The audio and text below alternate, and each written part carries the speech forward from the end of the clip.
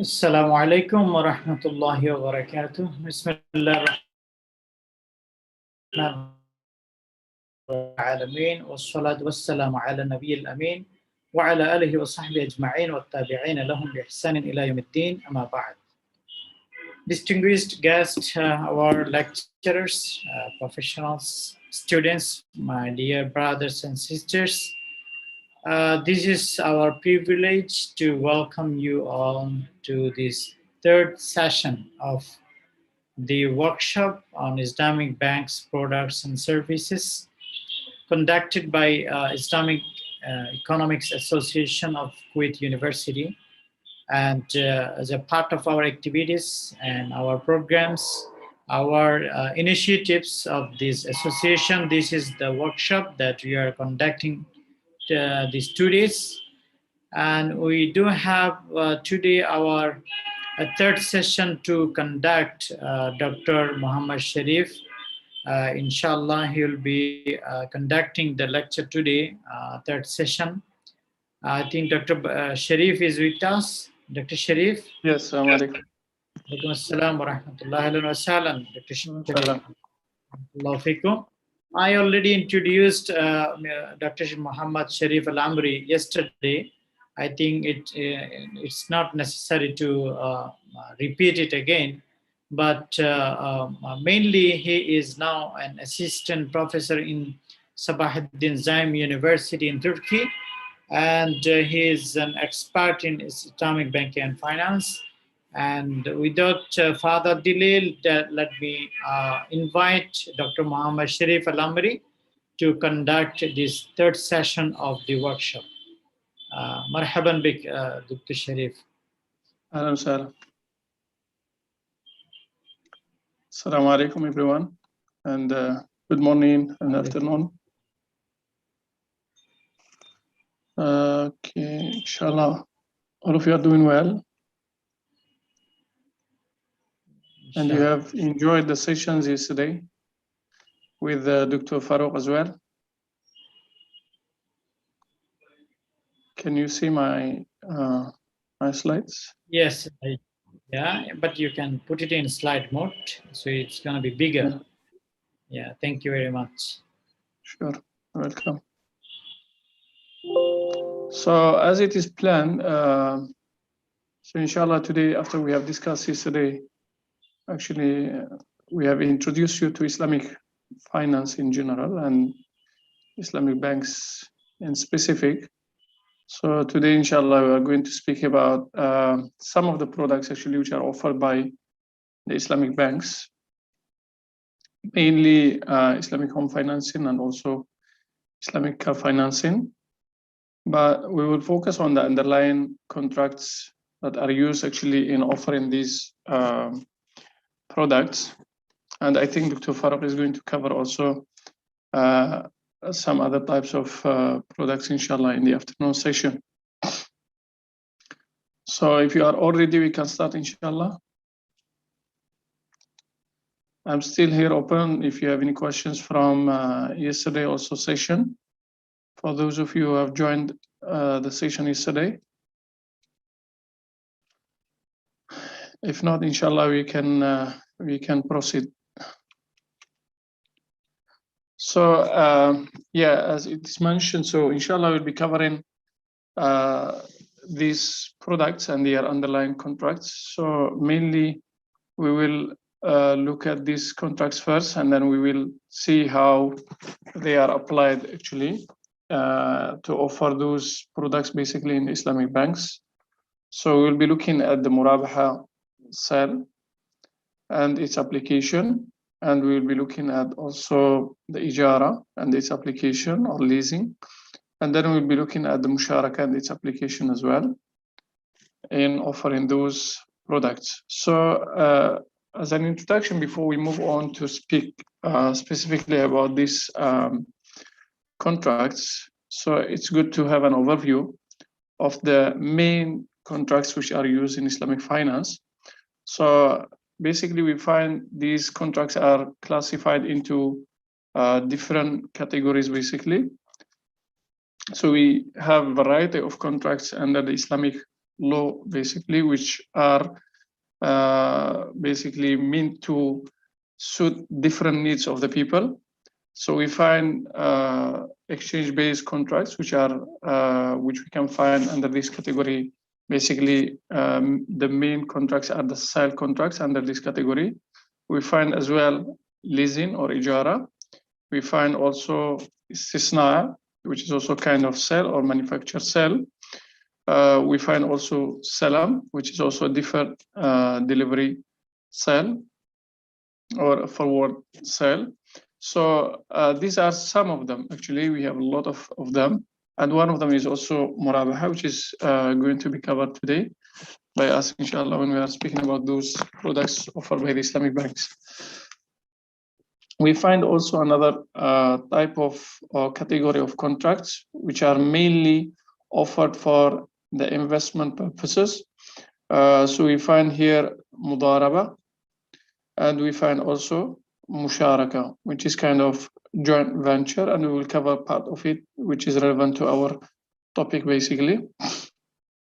We find also some other supporting contracts, which are also a lot. So among them, we find Wakala, Wadi'a, also pledge, and so on and so forth.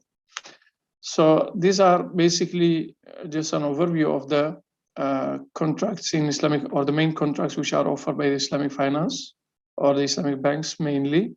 So we can find their applications in the modern Islamic finance. So inshallah, in the beginning, we'll be talking about the Murabha sale and its application in the Islamic banks.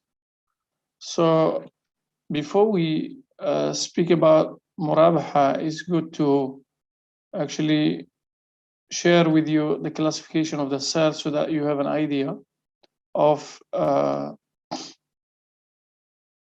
where the Murabha basically falls as well, under which category. So we have two main classifications of the sale. So we have one classification which is based on the price, and here also we find variety of basically also types of sales which are offered and also are valid under the Islamic law or Sharia. So one of them is one of those sales which we have, and it is common actually in the Islamic finance industry, is what we call al-bay' bi thaman ajil, or the sale with deferred payment. So where the price basically is paid later. So the good is delivered in the on spot, and the price is going to be paid in the future. And then we have the opposite of that, which is the price paid on the spot, but the goods will be delivered in the future, which is called salam, or the forward sale. Okay, and we have also another type, which is the common one actually, which we have in our time, and we are practicing it, all of us, on daily basis, which is basically the normal sale, where both the prices and also prices and the goods, they are exchanged on spot. Okay, they are exchanged on spot. So for example, you go to the market, you want to buy something, so you pay the price and then you take the goods immediately. This is in the case of the normal sale. And we have another one, which is the exchange of currencies as well. So as we have mentioned yesterday also, when we speak about riba, so one of the conditions or the requirement in exchanging the currencies is that they must be exchanged on spot. For example, I give you my dollar and you give me your, for example, US dollar, I give you my US dollar and then you give me your, let's say, Kuwaiti dinar, okay, or any other currency. Yeah, I can see here some of you would like to ask, I think. Is there any question?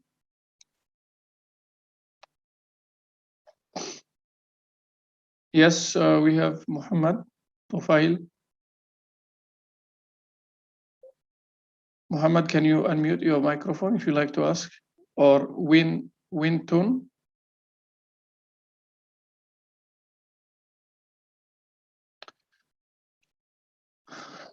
Okay, so let's continue until you are ready to ask. So we say that this is one of the classification, which is based on the price paid. When do we pay the price? So if the price is paid actually later, means that the goods is delivered on spot and the price is paid later. So this one we call it in Arabic بثمن آجل, or this sale with deferred payment. And then we have under this category, as I mentioned, another one which is the opposite of this actually. So where the price is paid on spot, but the goods will be delivered in the future, which is called salam sale, or the forward sale. And then we have the normal sale, which we are practicing all of us, where we basically exchange the price and the goods on spot, which is called normal sale. Or we have also the money exchange, or what we call it in Arabic, or what we call in Arabic sarf. Okay. So this is one classification which is based on the price. We have also another classification which is based on disclosure of the original cost. So here also we have two main classifications or types of sales. So we have one which is also the common in our daily life, which is the bargaining sale, or what we call musawama. Means when you go to buy the goods that you need, you bargain with the seller. Okay, you bargain with the seller on the price. Okay, whether to, of course, from the buyer perspective, he wants to get it cheap, and from the seller perspective, he wants to sell it expensive. Okay, to take advantage. So this is one classification, which is a common one actually, which we use in our daily life, and we have also another type, which is called trust sale or amana. Okay, here basically in this kind of sale, why do we call it trust sale? Because here basically the seller is required to basically disclose the original cost and also the profit. So that's why we call it trust sale. So this sale is divided into three types. So we have one which is called bay'ul murabaha, which is commonly used in the Islamic banking industry, which is cost plus profit. And then we have tawliya, okay? And we have another one which is called wadi'a or hatita. Tawliya is the sale of the goods at the cost, at its cost, okay? And wadi'a is selling the goods at discount, okay? With tawliya means you are selling, for example, you buy a phone with 1,000 and then you sell it with 1,000, means you don't make any profit, nothing extra. Wadi'a means you are selling it with discount, means if you are buying it with 1,000, you sell it with 900, for example. So this is called wadi'a or hatita, means sell with discount. Is there any questions so far?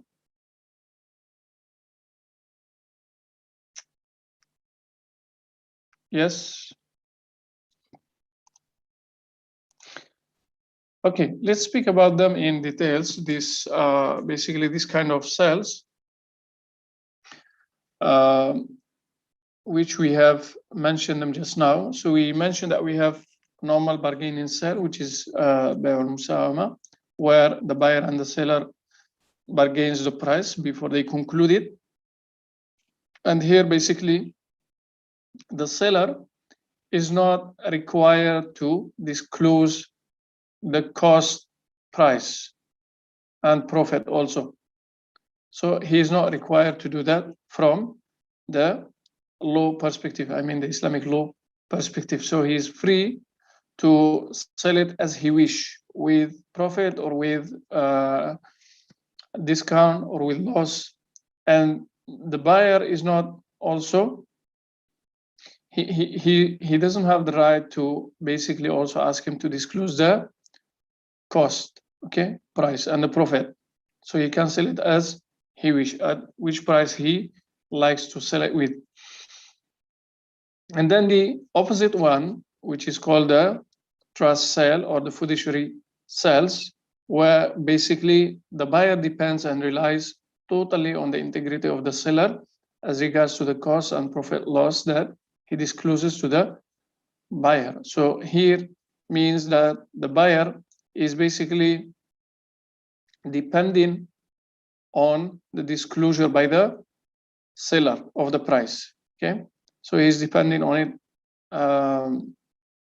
fully. So here in this case, the seller, he is supposed to disclose the price and also the profit from that kind of sale, basically. And if it is found out later, for example, that the seller did not disclose the right price or the correct price, then the buyer has the right to return the goods and get back his money in this case, because this is one of the core condition in this kind of sale. So as we mentioned, that this kind of sale is divided, or sales, they are divided into three types. So we have Murabha, which is a cost plus sale, where basically the seller is selling the goods with markup, okay, with profit, okay. So he's disclosing the cost that he bought the goods with, and then he is adding up the profit on that cost, okay. So that's why we call it Murabaha, or cost plus profit or sell. And then we have the other one, which is Tawliya, which is basically you are reselling at the stated original cost with no profit or loss to the seller. Here, basically in this kind of sale, you are neither making loss nor profit. So you are selling it at the cost price, okay? And then we have the third one, which is selling the goods with loss or with discount, okay? So basically, let's say, as we have mentioned, in the case of the phone, you are selling in the first example. For example, in the case of Murabaha, if you buy the phone with 1,000, you sell it, let's say, with 1,500. So you have to disclose to the buyer. As a seller, you must disclose to the buyer the cost, which is 1,000 of the phone, and then the profit, which is 500. Okay. In the case of Tawliya, the seller is buying the phone with 1,000 and selling it with 1,000.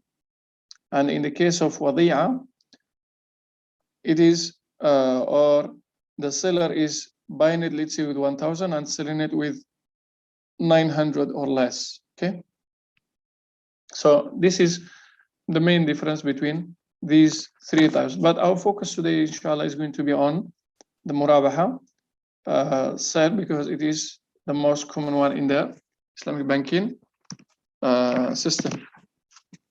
And if we would like to ask, what's basically the benefit of this kind of sales, the sale based on trust, okay? These kind of sales are very actually important, and they are very useful in the case the people who are not expert in doing business, okay? They are not expert in doing business. So this kind of sale suits them because they don't know how to bargain. They have no idea about the market price and so on. So this kind of sale, it is very useful for them, because they will not be cheated in this kind of sale. Because here, as we mentioned, that the seller must disclose actually the cost plus the profit, okay, in this kind of sale. So it is a very useful actually kind of sale. In the case of the bargaining sale, as we have mentioned, the seller is not required to disclose the cost that he bought with the product or his profit. Yani he is free to do that, and also the buyer doesn't have the right to ask him for that. Yes, any question so far before we move on? Dr. Sharif, I think two persons raised hand. Let's Yes. listen to them. Mr. Mohamed Tufail. Mr. Mohamed Tufail. Do they have right to open your the microphone? Brother Yahya, can you make me co-host, please? Okay, thank you. Okay, Mr. Mohamed Tufail, yeah, floor is yours, please. Can they open their microphone by themselves, or you need to give them permission? Already we permitted Mr. Mohamed Tufail. Yes, but his microphone is still muted. No, he's not muted. We already, he is there. No, it is. Already. Maybe he is not around. Okay, let's. There are some others go who would like to ask, I think. Wintone. Miss I think Wintone, please. You have any question? Wintone? Hello? All the microphones Or are. let's go to Zakaria, Mr. Zakaria. Assalamu alaikum wa rahmatullah. Yeah, Jazakallah khair. It's really beneficial the way the workshops are going on. Allah yabarak fikum. I think I lost connection for some time. I just wanted to clarify, since the current discussion is under the sales that are based on disclosing the cost price. So in the Bay'ul Musawama, I just want to make sure, because is there in this particular one, is the price disclosed or not? Jazakallah khair. No, so this is the difference that we have mentioned, that between the bargaining sale or bay'ul musawama and also the trust sale, okay, or the fiduciary sales. So the seller is not required in the bargaining sale to disclose his cost or the profit that he is adding up on the cost. Okay, so musawama it's not disclosed. The price is not disclosed, right? It's just no. Jazakumullah khair. I just lost connection, I think, in between internet issues, so I didn't get the Jazakumullah khair. Okay, thank you. Yeah, Abdul Qadir. Thank you, Dr. Sharif. Okay, Abdul Qadir, Mr. Abdul Qadir. Mr. Abdul Qadir, please.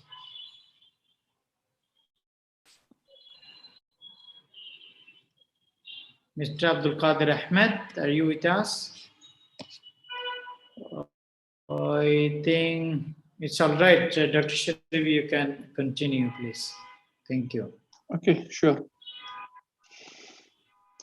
We have also, I think, some others who would like to ask. Anyway.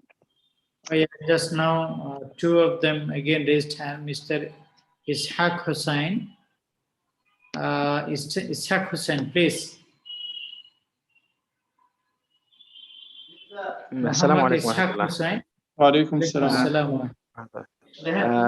This is a nice session, and I think it will be helpful for us. I have a question, not as a general, but is this type of sellings or buyu is available in the banking sectors, or it is just only available in the marketplace or anywhere? Yeah, this was my question. Yes, as I mentioned, Muraba sale is very widely used actually in the Islamic banking system. Okay, but of course the other types of sale like tawliya and wadi'a, and even the bargaining sale, you don't really find them. Okay, available in the Islamic financial system. Is there any other question? Omar? Mr. Omar? Mr. Omar Khamis. Mr. Omar Khamis. Yes, please. Omar Khamis. Assalamu alaikum. Alaikum salam. About I'm just asking about the Murabaha. Is it compulsory for the possession of the product like a bank, are they possessing the property or products? Yes. Are they supposed to? For Yes, of what course. we have here, I'm from Kenya. Yes. For what we have here, they don't possess the property or the product. They're just telling you, just go to the showroom. Like if you want to buy a car, just go to the showroom, discuss with them, find out the price, then just give us a receipt, we will sign for you. But they are not possessing. For my question is, are they compulsory to possess before buying, before selling, that is? Yes. Yeah, that's a good question. And I think also we'll talk about it when we, inshallah, later, when we speak about the application in the banking system. But yeah, in short, definitely the bank must possess, but there are two types of possessions, okay, in the Islamic law. The one of them is the physical one, means you possess it physically, and the other one is constructive one, means on the documents that it is under your possession, or it's under, or the asset is under your ownership. Okay. Okay, thank you, Mr. Omar. Let's listen to Mohamed Tufail again. I think he's here now. Yes.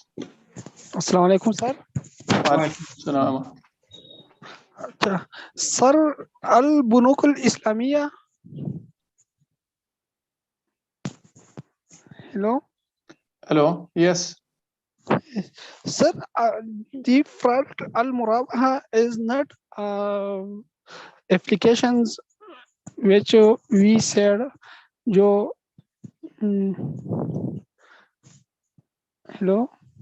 Hello. Yeah. Please, can you speak?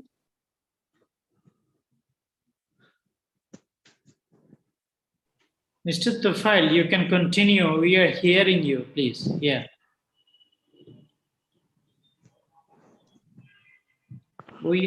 Hello? Maybe he's losing the connection. Okay. Anyway, Mr. Abdul Qadir Ahmed. Abdul Qadir Ahmed. Yes. Abdul Qadir Ahmed. Mr. Abdul Qadir Ahmed. You raised your hand twice and we didn't find you twice. Please don't raise your hand if you have nothing to ask. Thank you very much. Dr. Sharif, I think we can continue. Yeah. Please. If they have questions, inshallah, we can answer them. Yeah, so coming to the definition, basically, just to give you also a little background, even though we have mentioned all this early. So in the literal sense, Murabha is basically, it is derived in Arabic from the word ribh, which means profit or gain. And in the technical sense, as we have mentioned earlier, it is the sale of a commodity at the price the seller has purchased it, with the addition of a stated profit known to both the seller and buyer. So it is basically cost plus profit sale, in which the seller expressly discloses the profit. The legality of Murabaha means whether it is a valid contract or not from the Sharia perspective. Of course, this kind of contract is valid, and its validity or legality comes from Quran as well as from the Sunnah, and also from the Ijma of the scholars or the consensus of the scholars. So from the Quran, we don't really find exact verses which are legalizing Murabaha, but we find verses which are explicitly permitting sale in general, and these verses basically they are used as an indirect proof for the validity of Murabaha. And this is because Murabaha is, as we have mentioned, is considered also as a type of trading. And these are some of the verses. One of them, Allah subhanahu wa ta'ala says, and Allah has permitted trade. And in another one, O you who believe, eat not up your property among yourselves unjustly, except if it is a trade amongst yourselves by mutual consent. So, Murabaha contract is basically a contract concluded on the basis of mutual consent, okay, between the parties. Hence, it falls under the general permission of acquiring wealth in this verse, basically. However, the Islamic jurisprudence literatures indicates also that the legitimacy of Murabaha is based on the consent of the majority of Muslim jurists. From the Sunnah, some scholars, they have made kind of analogous to a form of sale, which is called tawliya, which we have mentioned it earlier when we talked about the classifications of the trust sale, which is basically the sale at purchase price without making profit.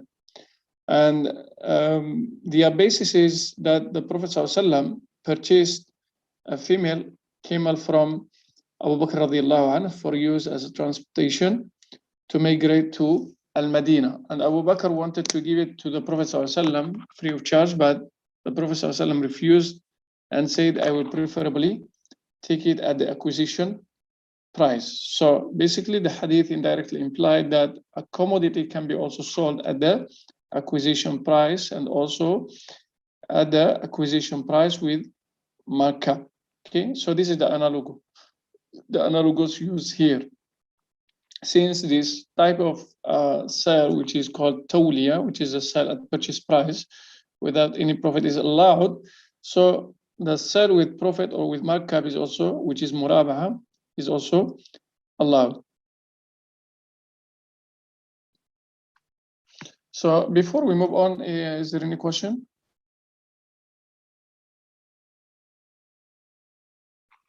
If no, we can discuss the type of or the types of murabaha. So basically we have two main types of murabaha. Sorry? Yeah, we can't see any question. Okay, so we have two types of murabaha. One of them is the ordinary murabaha sale, where basically the seller is just an ordinary trader who buys a commodity without depending on a prior promise of purchase. So here is the real trader, okay, who is buying and selling in specific goods, okay. And then this kind of seller, basically he will sell his goods and displays it for murabaha, sell for a price and the profit to be agreed upon, basically. So you go to the shop, which is selling specific goods, and then you or the shop will inform you that, okay, this good is bought with this price, okay, and the shop or the seller wants to sell it to you with this, with the cost plus profit, okay. So here we don't have any promise and no order, means that the trader has already the commodity, so he doesn't need the buyer to promise that he will buy it from him if, let's say, he bought it from the market or order it. So this is one, and this is basically is applied in the daily lives also, can be applied. But the other one which is applied in the Islamic financial system is the murabaha based on order and promise, because as you remember yesterday when we spoke about the bank or the Islamic banks, basically they are not traders, they are an intermediary, okay.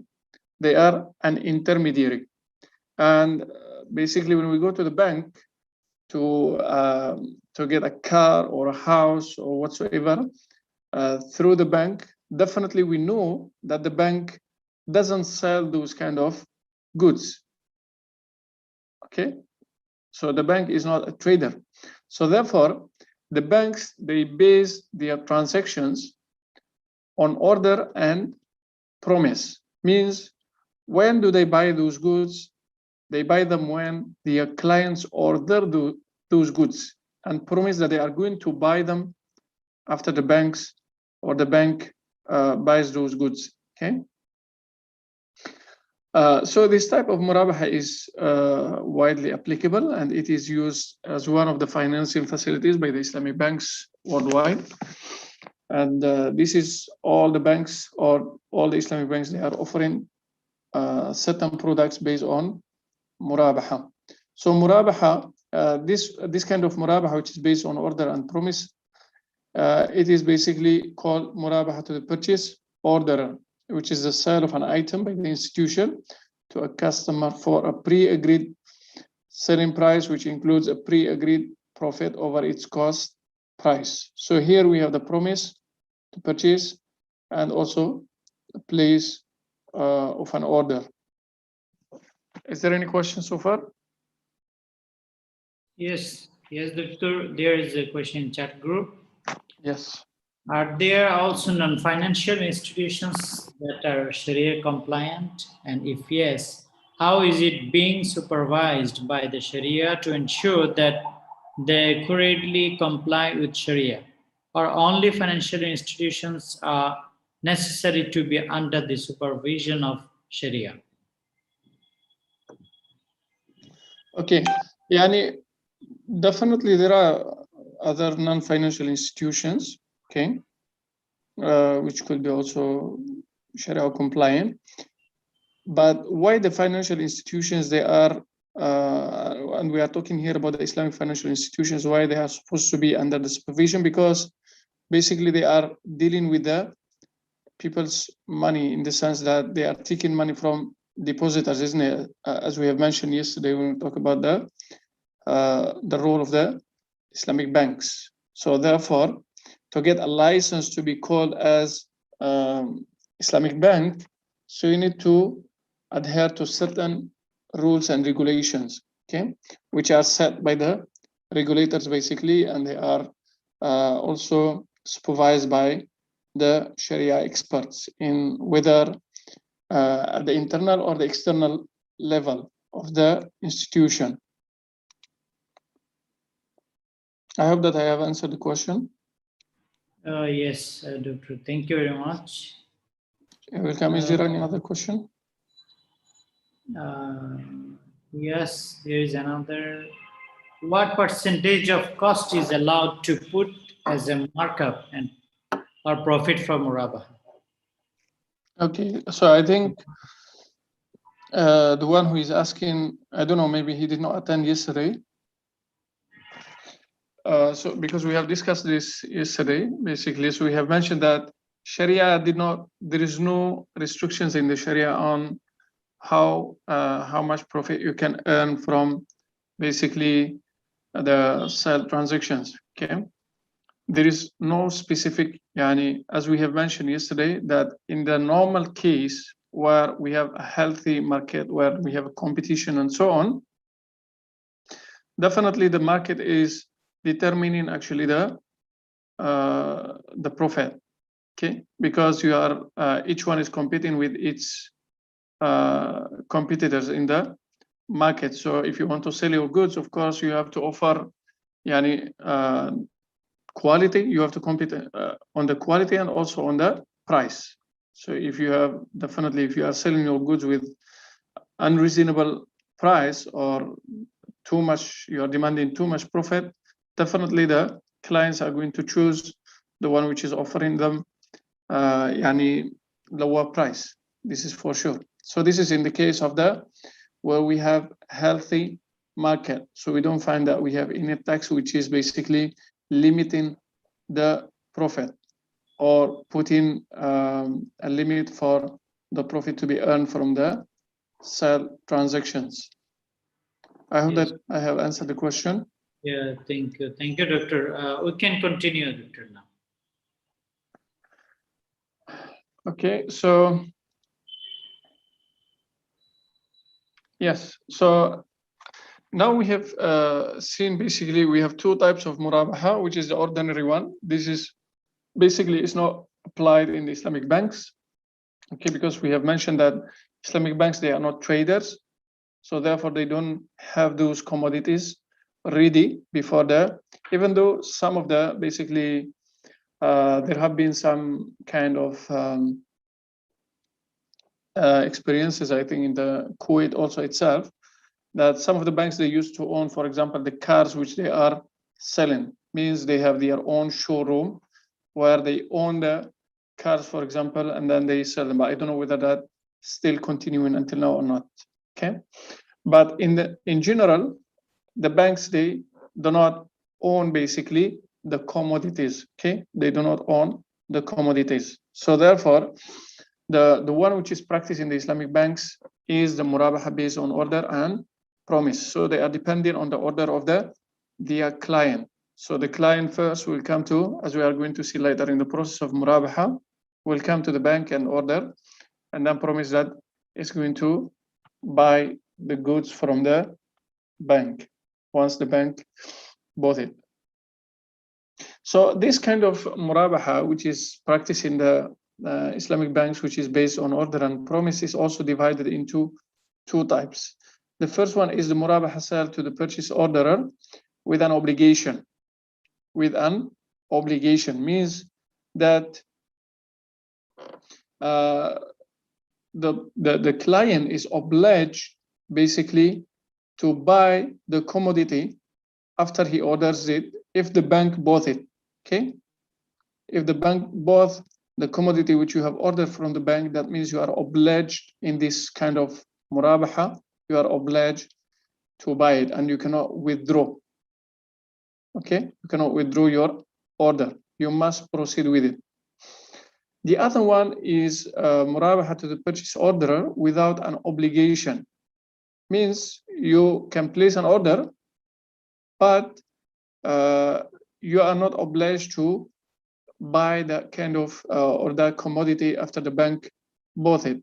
This one basically is not also, its application is maybe rare or it's not existing anymore in the market. It used to be there, but there are people who misuse this kind of basically Murabaha, and it is risky for the bank basically. So here, as we have mentioned, the purchase basically orderer asks the other party to purchase an asset and promises that when the latter purchases the asset, and when the asset is offered to the orderer, he shall have the option to conclude a sale contract or to decline the purchase. And the orderer is not obliged, as we mentioned, to fulfill his promise. And if he chooses to enter into a contract, it will be considered as an acceptance of the offer. And in the event that the orderer declines to purchase the asset, it will remain in the possession of the purchaser, who shall be entitled to dispose of it by any permissible means. So, but the first one, as I have mentioned, that it is the most applicable one in the Islamic finance industry, because the bank definitely, once they take the order from the customer and go and buy the commodity, definitely they want to sell their commodity because it's risky for them. If they want to dispose it back to the market, it will be costly for them. And imagine that if we have just number of customers who are doing that, it means they are withdrawing their orders. What will happen to the bank in that case? So in order to make sure that the customer is going to proceed with the order, so the banks, they have different methods in basically making sure about that. So one of them is that they are taking kind of security deposit from the customer. Okay, so the security deposit, or hamshul jiddiya in Arabic, it is the amount paid by the orderer of the purchase upon a request from the purchaser to make sure that the orderer is serious in his demand for the asset. And in the case, if the order declines to purchase the asset, what happened?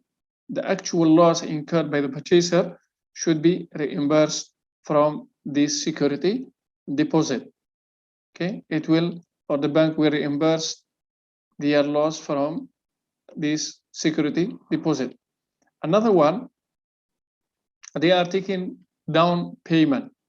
Down payment is to sell something and receive an amount of money from the buyer called a down payment in order to confirm their relation, on the basis that if the buyer executes his contract, the down payment will be considered part of the price, but if he refrains, the down payment will be, or will go to the seller. Okay.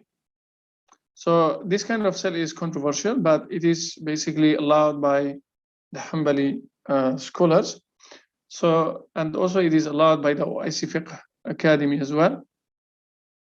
So here you pay part of the amount or of the price to the seller. And in the case, if you, for example, if the bank, let's say you order a car from the bank, so you pay like 10% of the price. Let's say that car costs like, let's say 100,000. So you pay like 10,000 as a down payment. So when you proceed basically with the sale, the bank will consider that 10,000 part of the price, and you will just pay 90,000, the remaining 90,000, and then you take the car. But if you refrain, then the down payment will be taken by the bank in this case. Okay. What's the difference between security deposit and also the down payment? So in the case of down payment, the purchaser takes the full amount of the down payment, whether it is more or less than the damage or the loss. Okay. But in the case of Hamshul Jiddiya, the purchaser would deduct only the actual amount of the loss incurred by him. And if the amount of security deposit or Hamshul Jiddiya exceeds the loss, he may have recourse to the orderer for the excess. I hope that this is clear also. Do you have any questions before we proceed?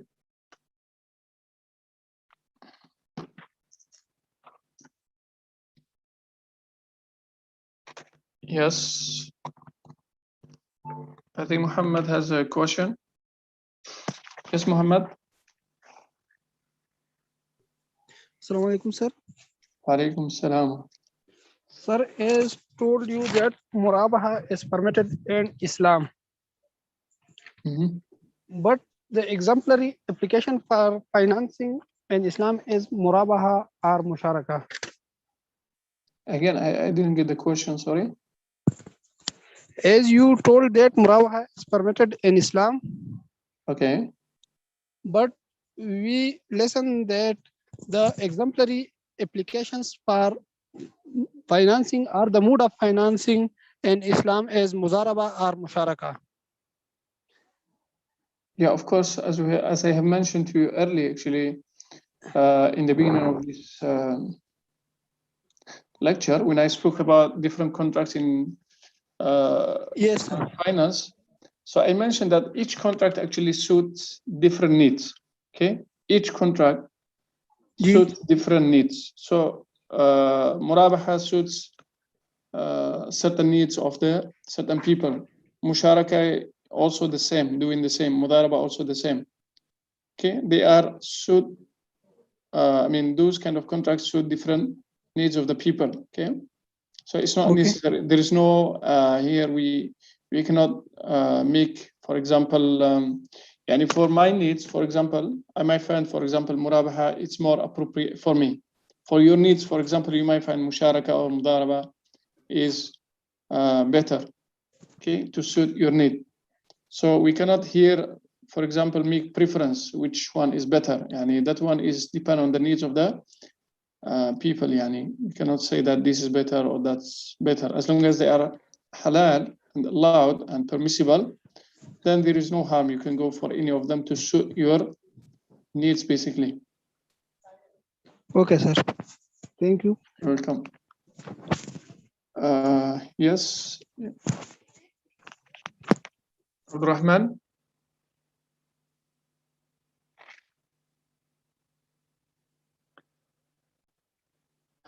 Yes, Abdurrahman.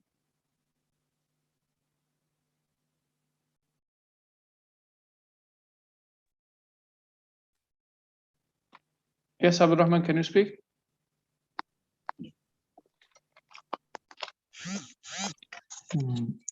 Abdurrahman, salam wa rahmatullahi wa barakatuh. My name is Bilal. Yes, Bilal. Yes. Yeah. Yeah, the second type of Murabah, I don't get it. It's not enter to يعني لا تبع ما ليس عندك يعني don't sell that you haven't. Mhm. I don't understand well this part. Which one you mean? This one? Sorry. Yeah, second time. You mean Murabah to the purchase order without an obligation?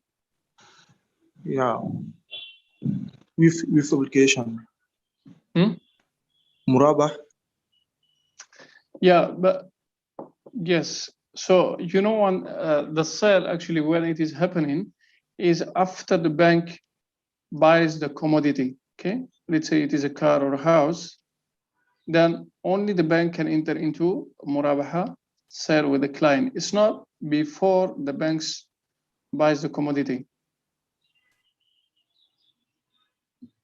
So in the beginning, there is only order and promise.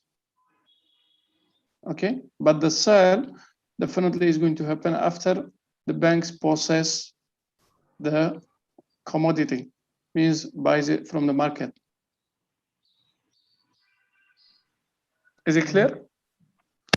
Yes, clear. Any other question, Abdurrahman?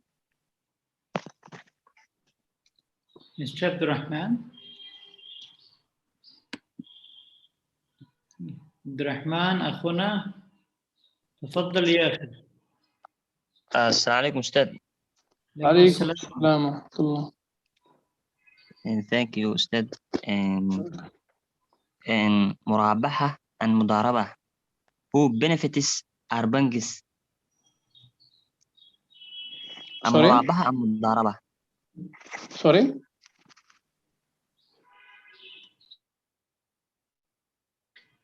Can you repeat your question, please? Murabaha and Mudaraba. Who Which benefits one is better? banks? Mudaraba and Murabaha. Which one is better for the bank? Yeah. Then we should ask the bank. But anyway, Yes. for the Murabaha is definitely is less risky.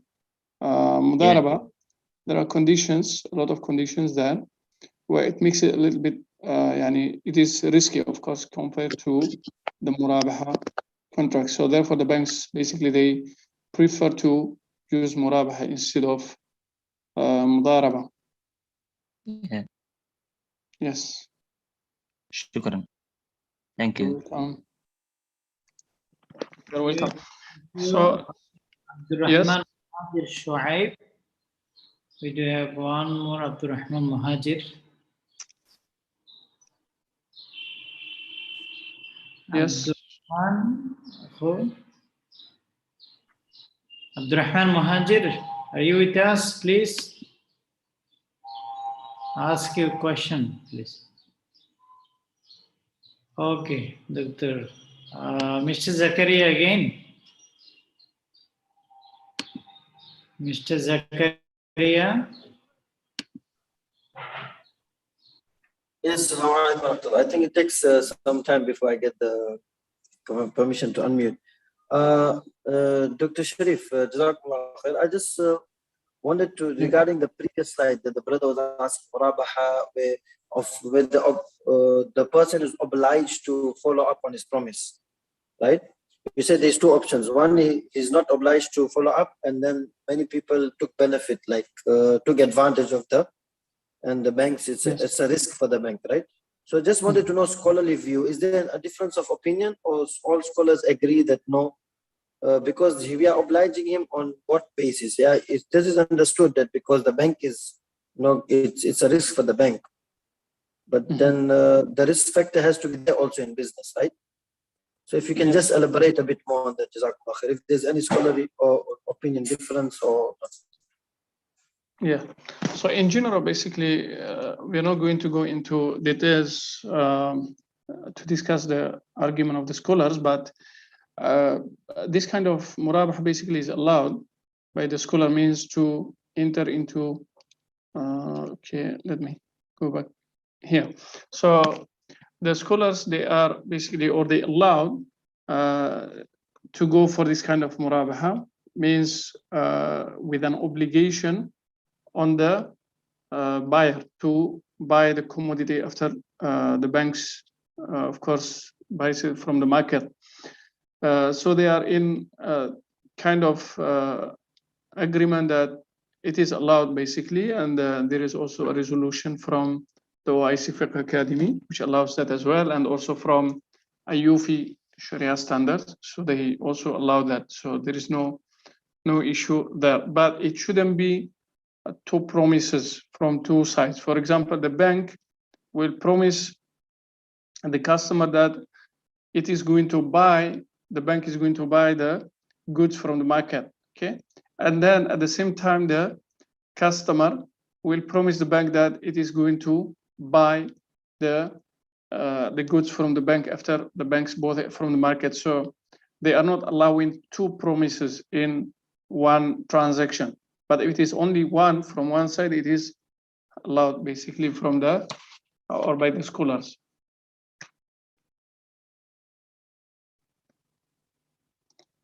Yes, thank you Is there very any much. other question? Last mudakhala, maybe from Adam. Yes. Before we proceed, Muhammad Adam. Muhammad Adam. Yes. Okay. So let's proceed if there is no other questions.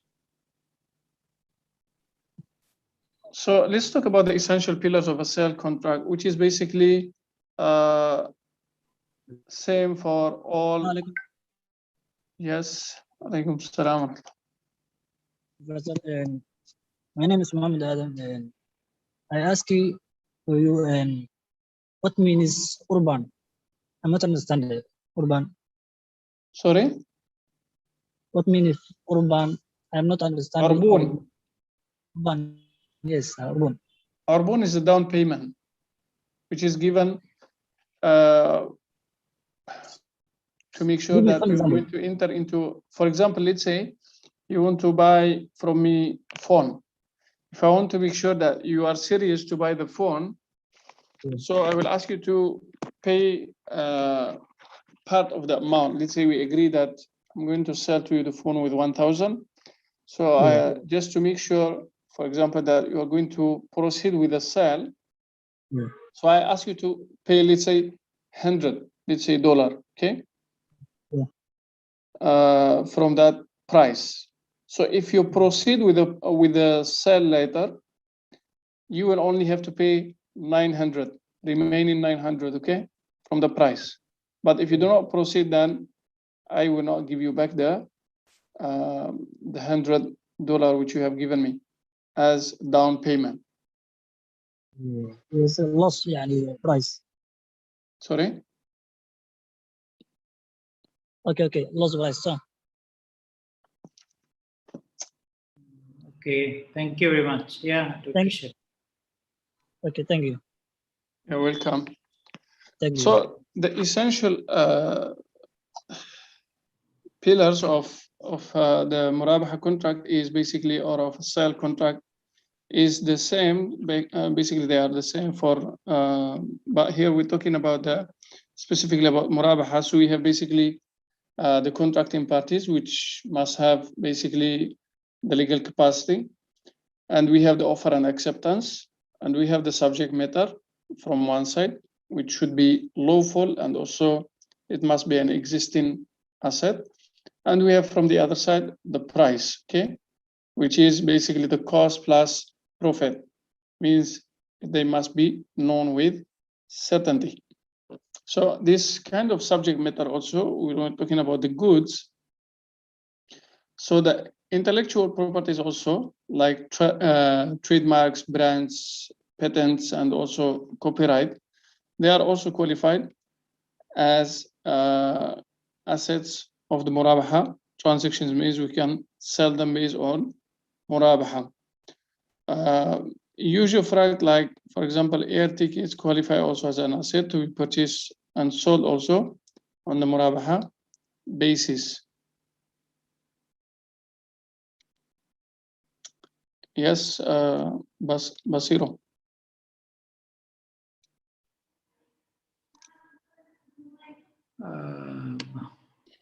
Mr. Basiro, yes, please. Hello, Mr. Basiro. Hello. Doctor, I think Yes. we just open for question and mudakhalat maybe after Hello, some, you not on hear the, me? You hear Yes. me? Yes. yeah, it's better because otherwise you cannot focus on the Sure. workshop. Sure. Maybe after 20 minutes or like a half an hour is better. Sure. Thank you. If anybody has questions, maybe they may write in the question and answer sections. And after 20 minutes, we can take one by one.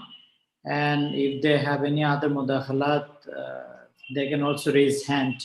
Then we can take them or we can welcome them after 20 minutes or half an hour like that. Sure.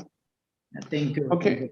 Okay, inshallah. So after the essential pillars of Murabaha, let's talk about the components of the Murabaha purchase to the purchase order, where we have basically those components are basically the customer order with promise, okay, to purchase. Means once the customer place an order with the bank, of course, the customer will promise to purchase the asset from the bank after the banks basically, or the bank bought it from the market.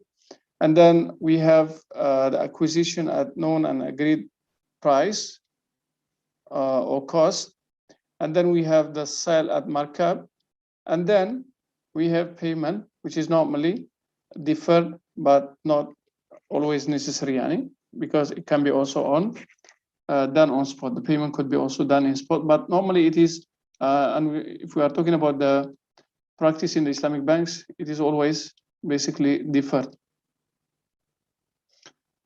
The conditions for the Murabaha to make it valid contract and transaction. First, we must have there should be the knowledge of the initial price, as we have mentioned also early, or cost by the buyer. So the seller must disclose the cost, okay, of its good. Okay, so the buyer must know the price at which the seller obtained the object of sale. And also another condition is the knowledge of the profit margin. So the profit margin must be also known. Otherwise, it will not be regarded as Murabaha, but it's going to be considered as normal sale. And in the case of Muqayada, means barter, in the Murabaha, the rules of the 6 ribawi items which we have talked about yesterday.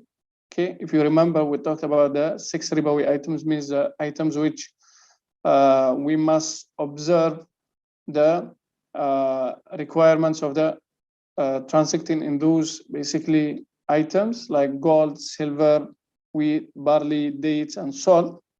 So in the case of these items, if they are part of the Murabaha transaction, we must observe the Sharia rules which we have talked about yesterday, which is the spot of the exchange item, means the items, if they are both in the price and also the subject matter or the object, they must be exchanged on spot. Okay. Also, if they are from the same kind, the quantity of the items must be equal, as we have mentioned also yesterday. And if they are from different kind, quantity of the items is not required to be equal, as we have also discussed yesterday.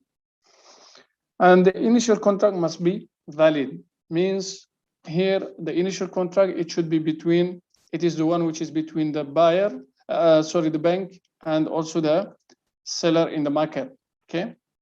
So once the bank, for example, wants to buy a car and so on, or a house, so that contract must be valid. Otherwise, the whole transaction is going to be rendered as invalid.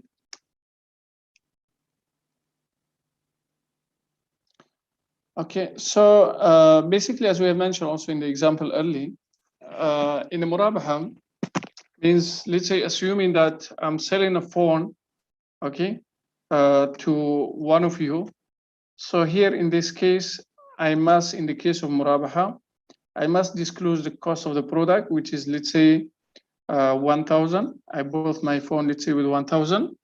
So I must disclose this cost and also disclose as well the profit, as we have seen in the conditions, which is, let's say, I'm charging like $100 as profit.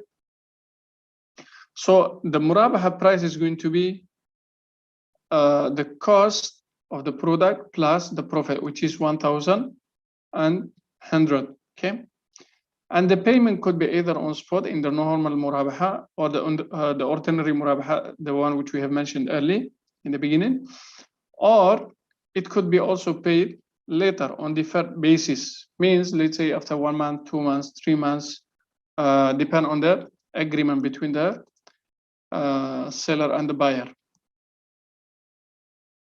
So if we look at the Murabaha financing structure, so as we have mentioned, this is structure number 1, where basically there is no vendor in between, okay? Because the bank here owns the asset.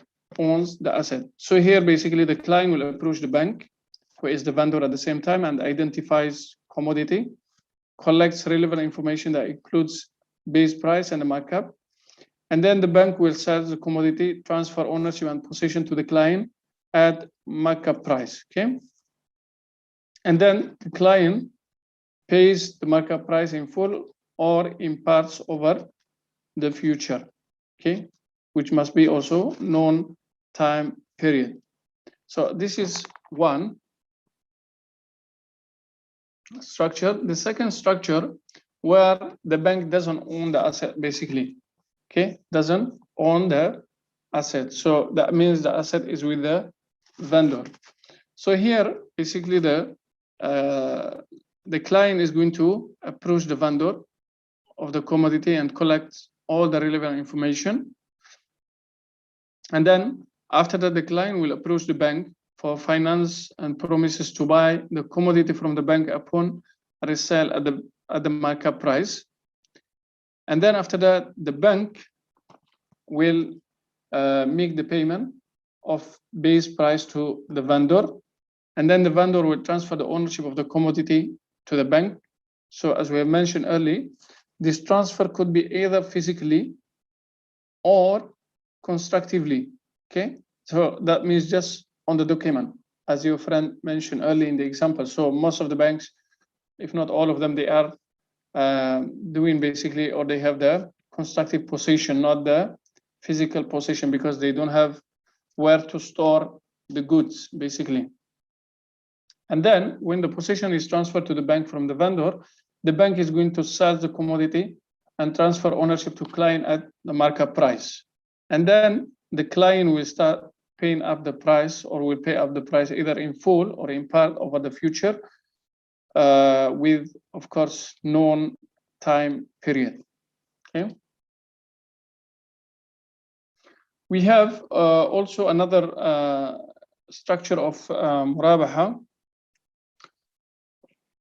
where basically here we have in this kind of Murabaha, there is an agreement between the bank basically and the client, whereby the bank promises to sell and the client promises to buy the commodity at the markup price, and the promise covers agreed profit to be added to the cost, which is already known to the client, and fixed dates of repayment. So here, what the banks do, the bank doesn't contact directly the vendor, but the bank will appoint the agent as a client to deal with the vendor, okay?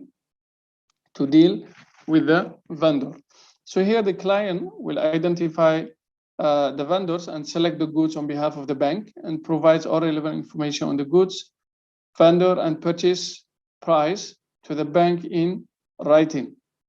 And then the vendor makes physical delivery of commodity to agent of bank, and trained staff from the bank oversee the process of client taking physical possession of goods.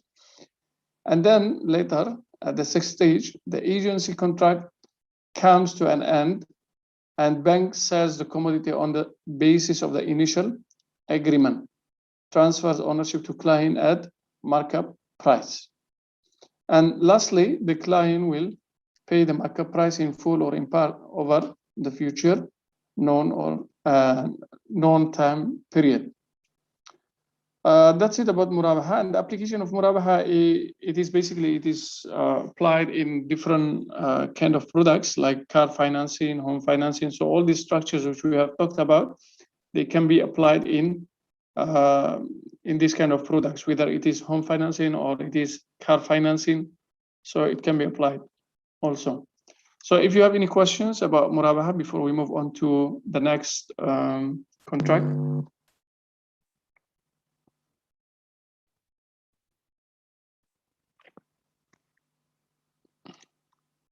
Any question?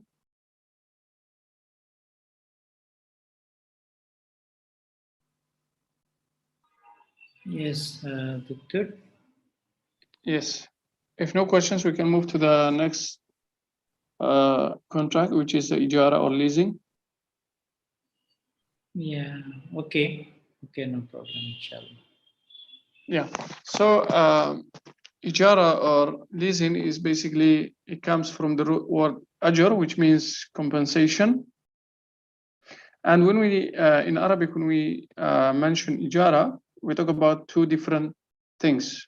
The first one is actually the employment contract, where to employ the service of a person means an expert, like whether a doctor, lawyer, teacher, or any person who can render some valuable services on wages given to him as consideration for his hired services.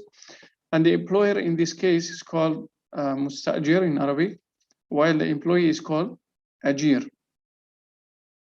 And the other type of ijara, which we also mean in Arabic when we mention the word ijara, it relates to the usual fact of the asset and properties, and not to the services of human beings. Okay, so in this sense, ijara means to transfer the usual fact of a particular property to another person in exchange for a rent claimed from him. And in this case, the term ijara has the same meaning with the term leasing. And in this instance, the lessor is called muajjir, and the lessor is called mustajir, and the rent payable to the lessor is called ujra.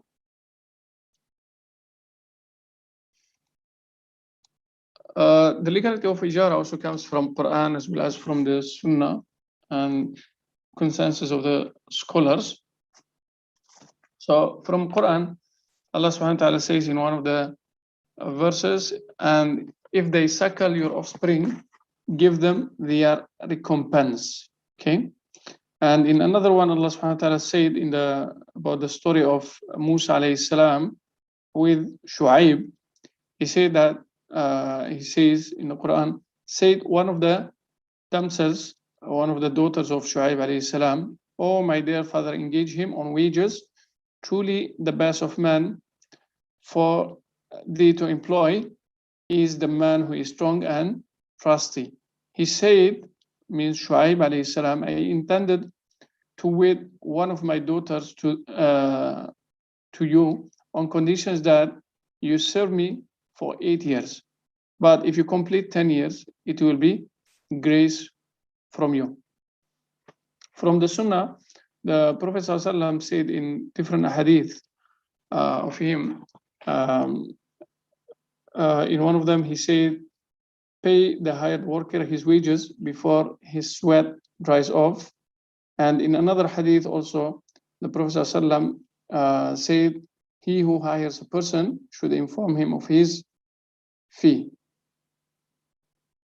The pillars of Ijara contract is basically we have contracting parties, as we have mentioned also in the case of Murabha. In the case of Ijara, we have lessor and lessing. We have the expression, which is offer and acceptance. And then we have the subject matter, which is the usual fact And from the other hand, we have rent. If we are talking about basically the leasing of the asset. The conditions of Ijara, as for the contracting parties, they must have legal age, they must be sane, free from any legal restrictions. And the expression must be also clear and understandable wording, which means that both parties understand that they are entering into an Ijara contract. And the offer and acceptance must be also in the same subject matter and also in the same time and place as well. As of the conditions of the subject matter, for the use of right, it must be something that has value and is possible to be utilized. Renting of a demolished house or a house that is not fit for occupation is disallowed, as it does not serve the purpose of the contract. And it should be also of a permissible nature in accordance with the Sharia requirements, should be also identified in such a way as to remove the lack of knowledge, which leads to dispute.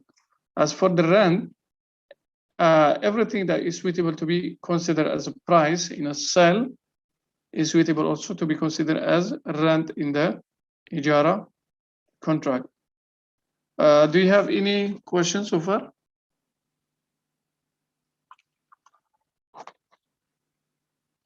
Any question? Questions. What difference between Muraba financing today and Muraba al-Fiqh? Yes, Doctor. Can you hear me? Yeah, what's the question? Yeah, the difference between today's Muraba and Muraba al-Fiqh al-Islamic. I think he is thinking that there is a different Muraba in Islamic banks, and also what is it in Islamic fiqh? Yeah. So in the Islamic fiqh, if you're talking about the traditional Murabha, is the ordinary Murabha, which we have mentioned early, okay, which we have mentioned the first one. And in the Islamic banks is the one which is based basically on promise and also order, okay, by the clients, because as we have mentioned, the bank doesn't own the asset. So therefore, they are basically waiting for the order from their clients, and then they go and buy the goods from the market. Yeah. Yeah. Okay. Yeah, we can continue. Yeah. Okay. So as we have mentioned, so basically, Ijara is also kind of sale, but it is the sale actually of the right to use a particular product or commodity or service. So it is basically a leasing type of contract where the usual fact of a particular property is transferred to another person in exchange for a regular rental payment until the end of the contract. Okay. So for example, I'm renting to you my, let's say, computer to be used for, or for you to use it for 12 months and in exchange of monthly, let's say, rental payment, like let's say $100 US. Okay. So this is kind of Ijara as well.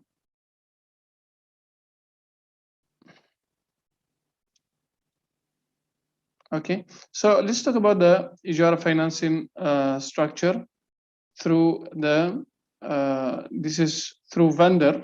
Okay, so in this structure, there are two basically distinct phases. In the phase one, the bank purchases the asset needed by its client from the vendor.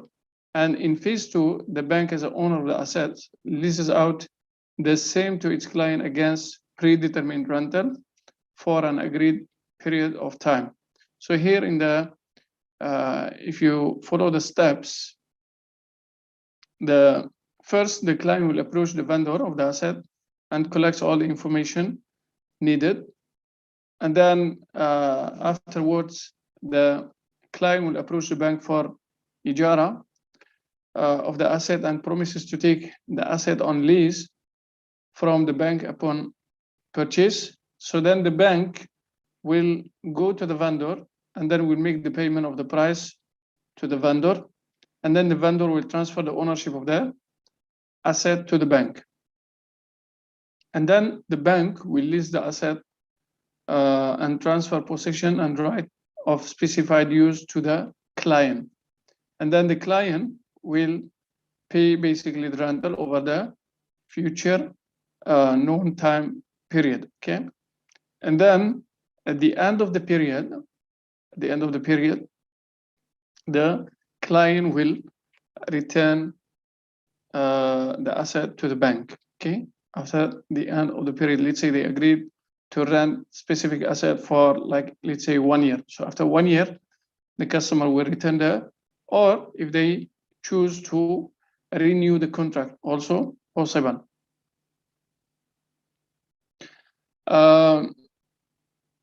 This is another structure also, which is used also in the banks, which is through the bank. So here the bank does not deal directly with the vendor. It is the same like the Murabha one, which we have mentioned earlier, in connection with the first purchase of the commodity. So basically the bank here appoints the client as its agent.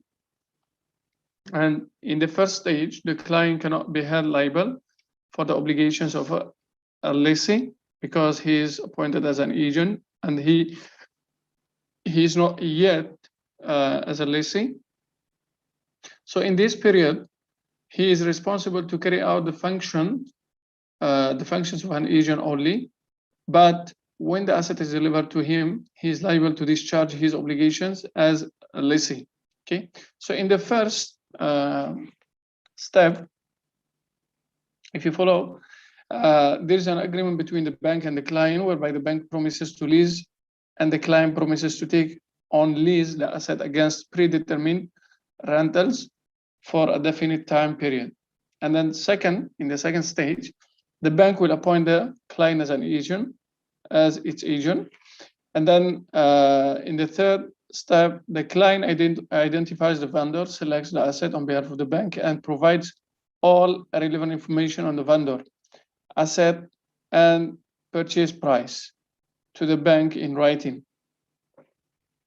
And then in the fourth step, the vendor makes physical delivery of asset to the agent of the bank, okay, who is the client basically.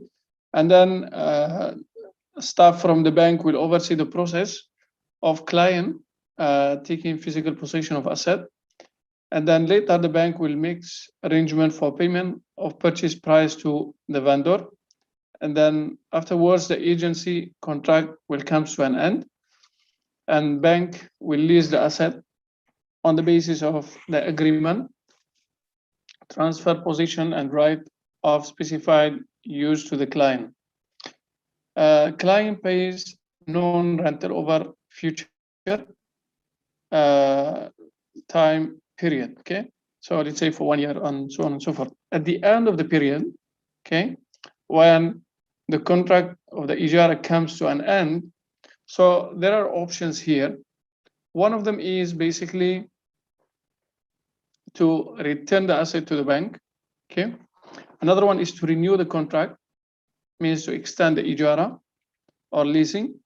Another one, which is another application in the banks, is basically to sell that asset to the client.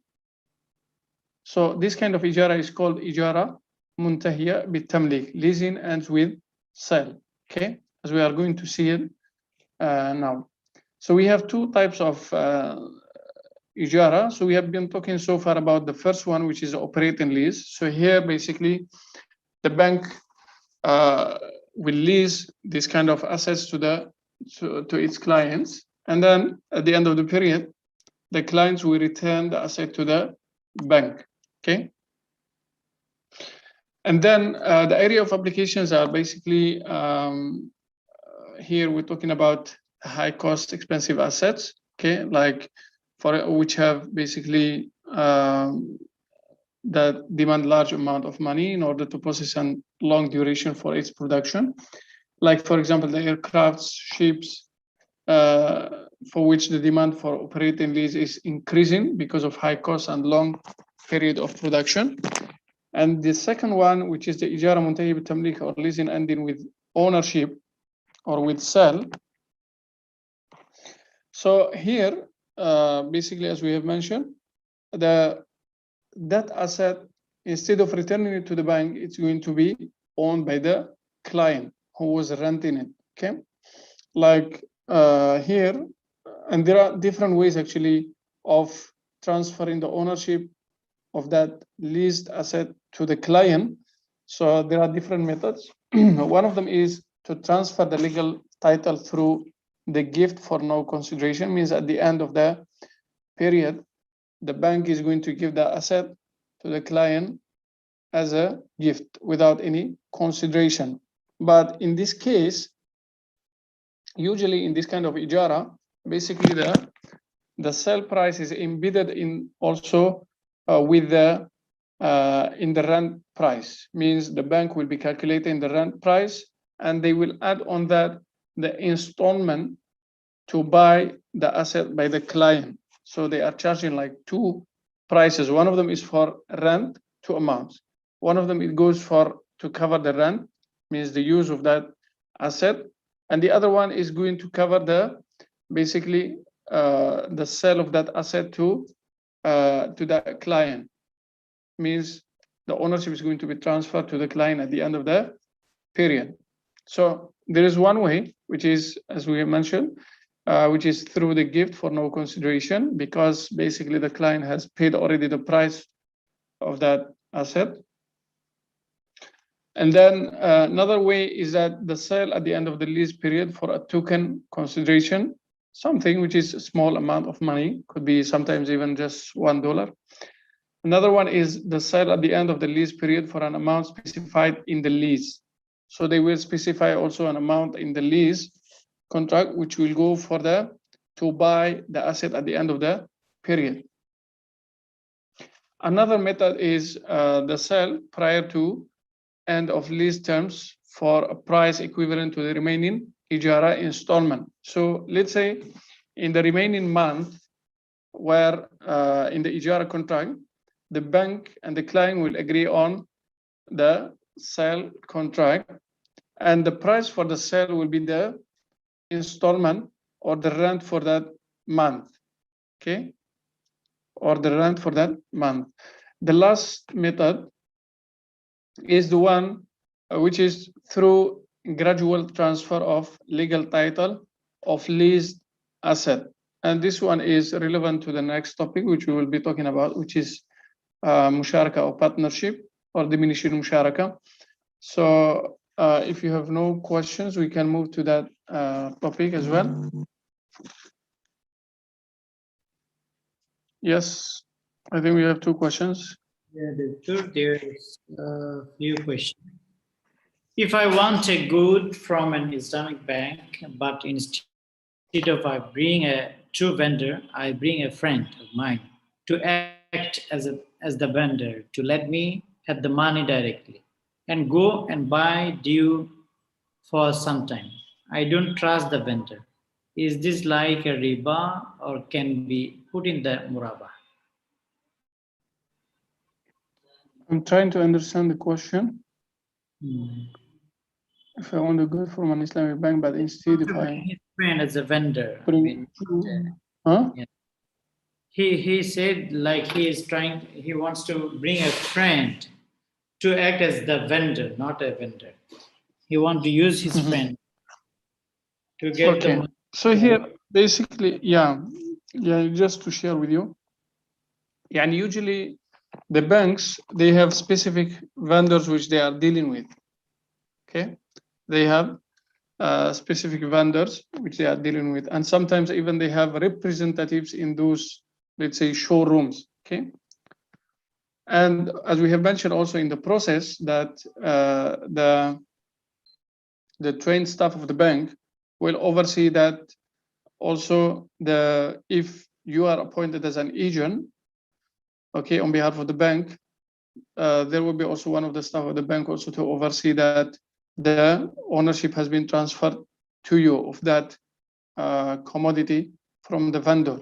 Okay, so this is also another way that the bank will make sure, and the price will be paid directly to supposedly to the vendor, not to the client. Okay, supposedly it is paid to the vendor, not to the client. Is there any other question? Yes, Dr. Sharif, I think there is one question in the chat group. Is lease to own also qualified as Ijara transaction? For example, at the end of 12 months of leasing, the ownership of the property will be permanently be transferred to the client. Is there such contract under the Ijara or not? You can read it in the chat group as well. Okay. So the property will be permanently be transferred to the client. Okay. So as we have mentioned, the asset is going to be treated as, or the contract is going to be treated as Ijara during that period. Let's say is the contract is for 1 year.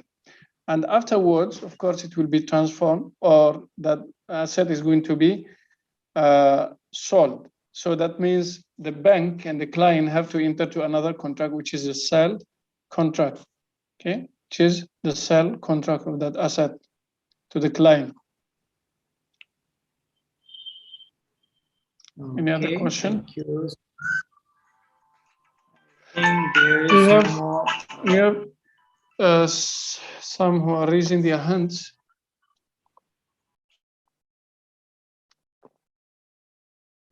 If they would like to ask. Yes, some raised hand. I think we can just welcome. Mr. Hanafi Abu Awad, please. Yeah.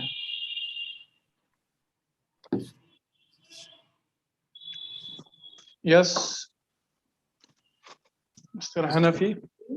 Are you with us? Bilal. Bilal Sangari. Mr. Bilal Sangari. Assalamu alaikum warahmatullah. I will know the difference between إجارة منتهية بالتمليك بيع التقسيط. There is difference or stays the same? Yeah, of course they are different, because Ijara is Ijara and Baya is Baya, sale. Ijara is leasing and Baya is a sale with deferred payment, isn't it? Because here the difference is that the contract itself, when we name it as Ijara, it is Ijara, okay?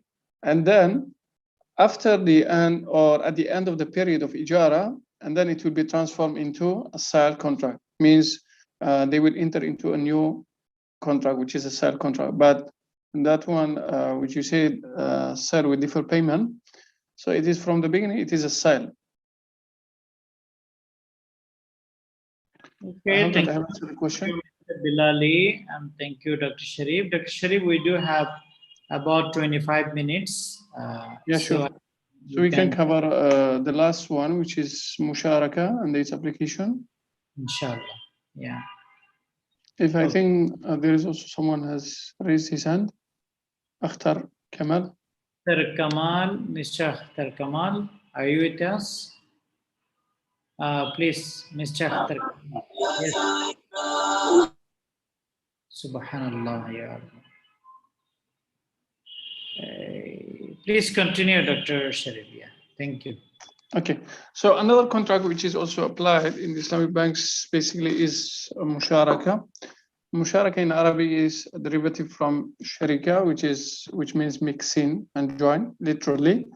And technically it is defined as a contractual, the contractual partnership, as we are going to see later in the classifications, which means an agreement between two or more parties to combine their assets, labor or liabilities for the purpose of making profit, okay?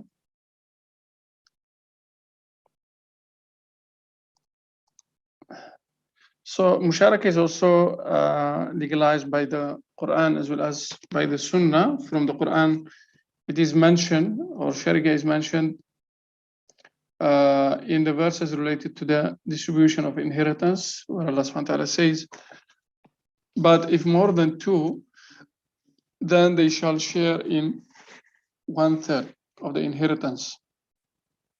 In another verse also, the Quran acknowledges the concept of partnership and reminds partners on how they shall behave towards each other. But Allah subhanahu wa ta'ala says, Truly, many are partners in business wrong each other, not so do those who believe and work deeds of righteousness, and how few are they. From the Sunnah, the Prophet ﷺ said, God Most High says, I am the third partner to two partners as long as one of them does not betray the other. If they betray each other, I leave them. In another hadith, the Prophet ﷺ said, Allah's hand is with the two partners so long as one does not betray the other. So sharika in Arabic, or partnership, it is basically divided into different types. So, but not to make you confused, actually, we'll be only speaking about the last or the second type. The first type is sharikatul milk, or ownership partnership, which is also divided into two types, which is sharika by option, or partnership by option, like through the gift and buy-in. If two, for example, or more, for example, choose to accept a gift or to buy something together. So this is by option. And we have another sharika, or partnership, which is by obligation, like in the case of inheriting. Okay, like when the kids inherit their parents, let's say, or their father or mother. So this is kind of sharika by obligation. Okay, means they didn't choose to enter into that partnership. So this kind of sharika is not our subject. Our subject is the second type, which is a contractual partnership, or what we call in Arabic sharikatul uqud, which is divided into different classifications. Okay, we have the first one, which is an equal partnership, or what we call sharikatul inan, and we have equal partnership, which is sharikatul mufawada, and each one of them is divided into three categories. Sharikatul amwal, which is partnership in capital, sharikatul abdan, which is partnership in labor, and sharikatul wujuh, or dhimam, or partnership in goodwill or credit. So sharikatul uqud, which is our subject basically, and we see that it is divided into unequal partnership and equal partnership. Okay, and each one of them is divided into partnership in capital, partnership in labor, partnership in goodwill. So the subject matter in the first one, which is the partnership in capital, is basically it's in the form of money. Okay, it's in the form of money, where all the partners basically invest some capital into the commercial enterprise.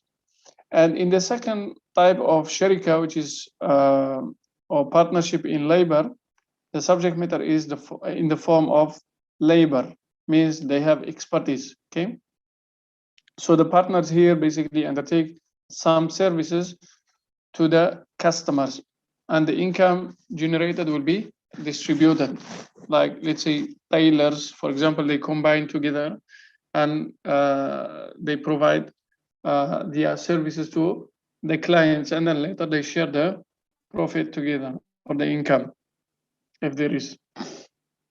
And then the last one is partnership in goodwill or credit, where the subject matter is basically reputation. So in this kind of partnership, the partners, they neither have capital, they nor have basically specific expertise. Okay, but they have a good reputation, and that with that reputation, for example, they can get, for example, goods on credit, and then they can sell that good in the. Why they have a good reputation means people, they trust them in the market. For example, if you go to the wholesaler and then you take from him, for example, the goods on credit, so because of your reputation, he will give you that good, and then later, after you sell it, you pay back to him. So this is the meaning of this kind of partnership.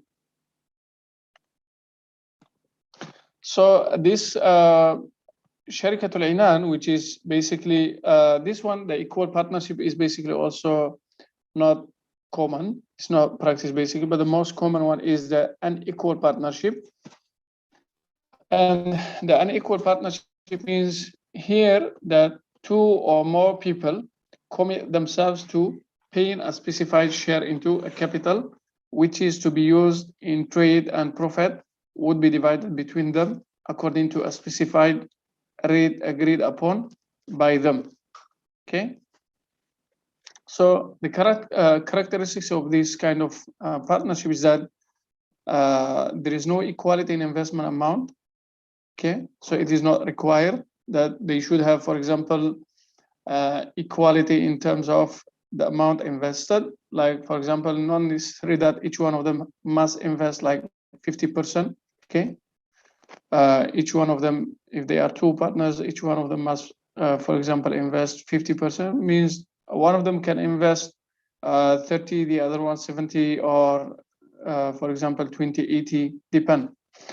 So it's not necessary or it's not required in this kind of sharika or partnership to have an equal amount to be invested.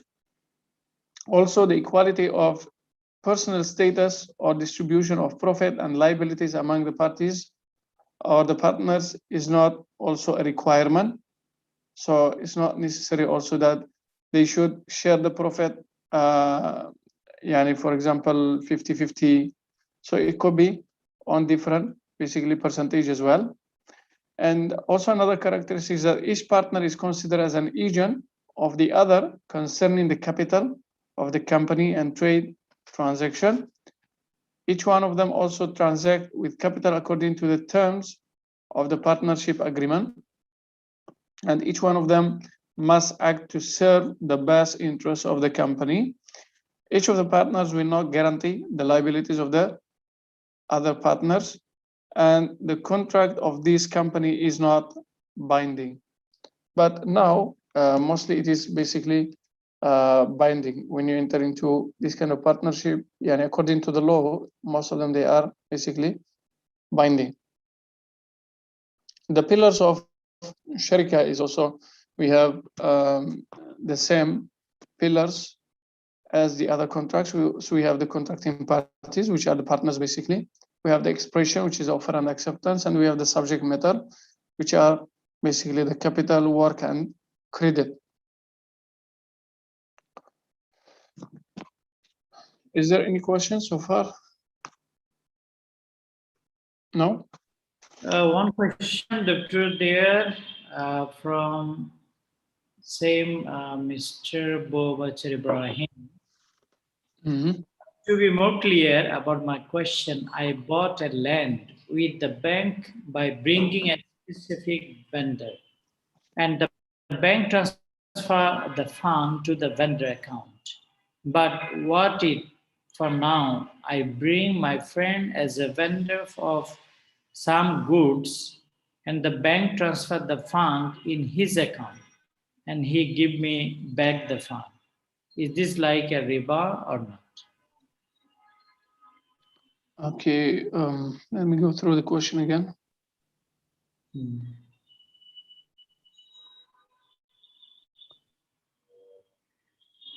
He brought his friend as a vendor. But what is the role of the vendor here? I didn't understand.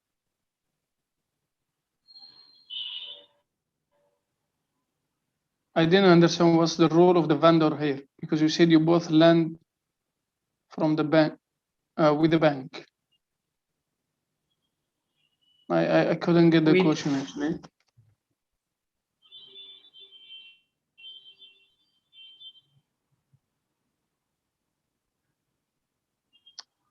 So, but you said you both lend, so the vendor is the owner of the land, or?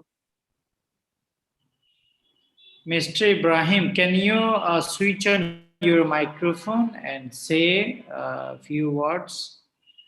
It's better, I think. We switch our microphone for you. Okay, Mr. Ibrahim Bashir. Okay. Yes, please. Yeah.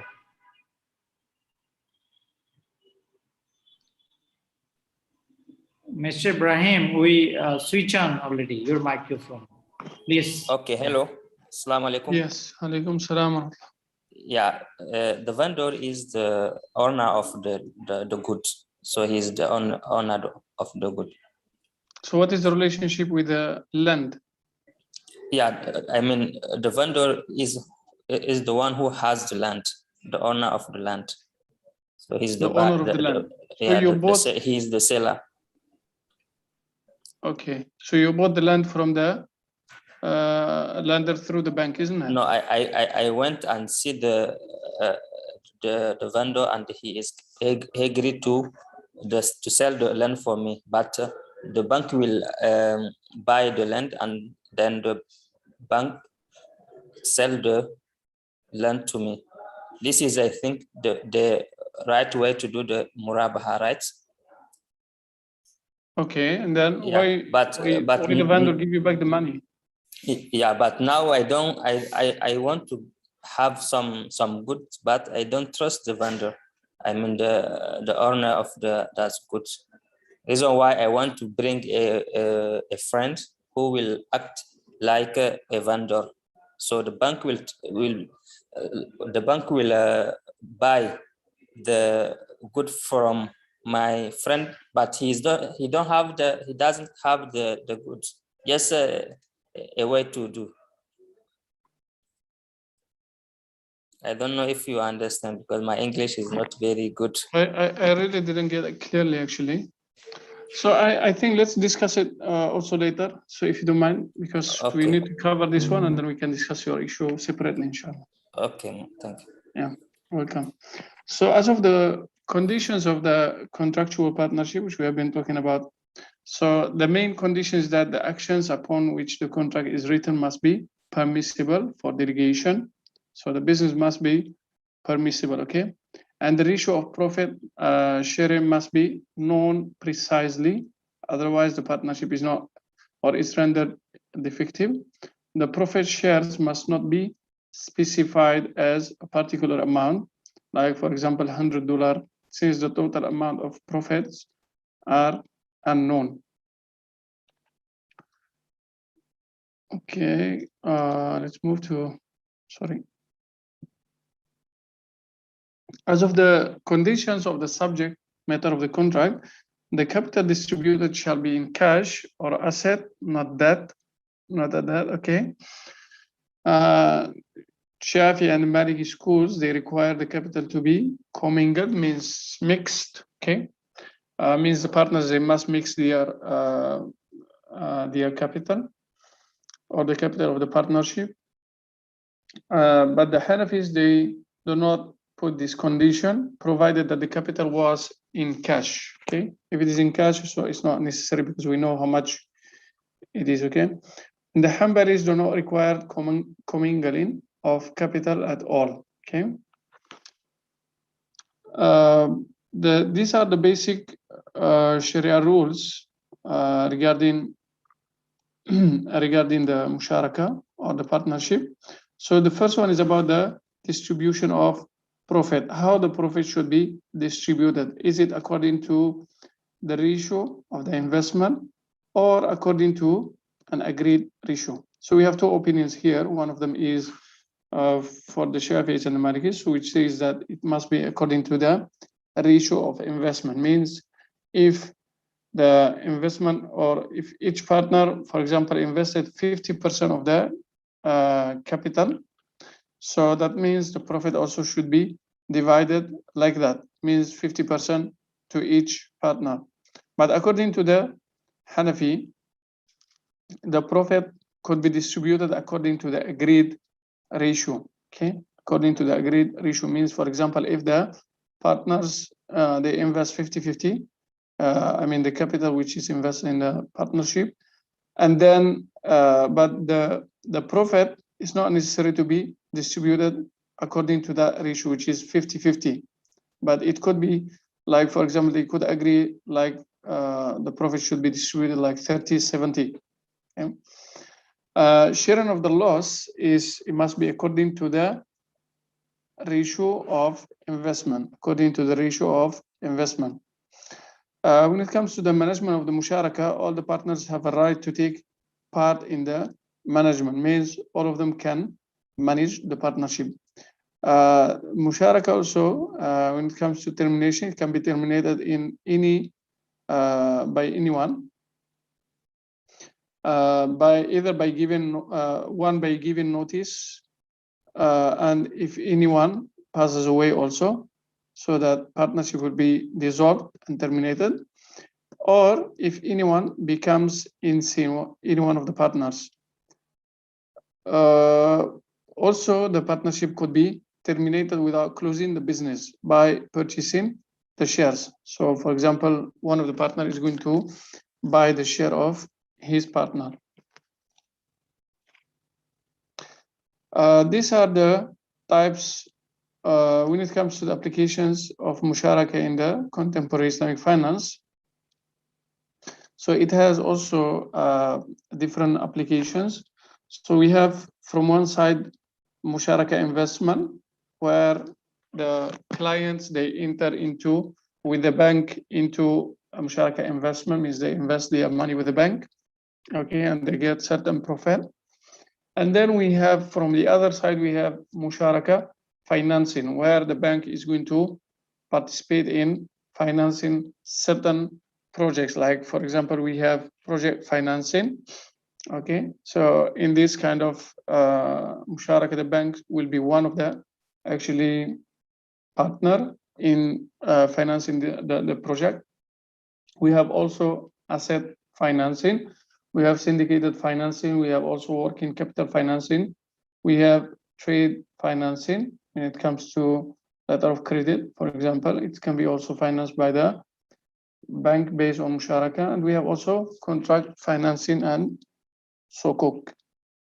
So there are different applications, but the one which we are going to talk about is basically, which is known as diminishing musharaka, which is used basically to finance either it is used in the Islamic home financing or Islamic car financing as well. Okay, but mostly it is used in Islamic home financing products.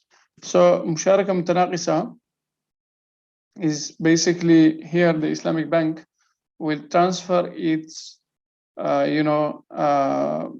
portion or its shares gradually to the partner in the musharaka, so that the Islamic bank share declines and the other partner's share increases until becomes the sole proprietors to the or of the venture.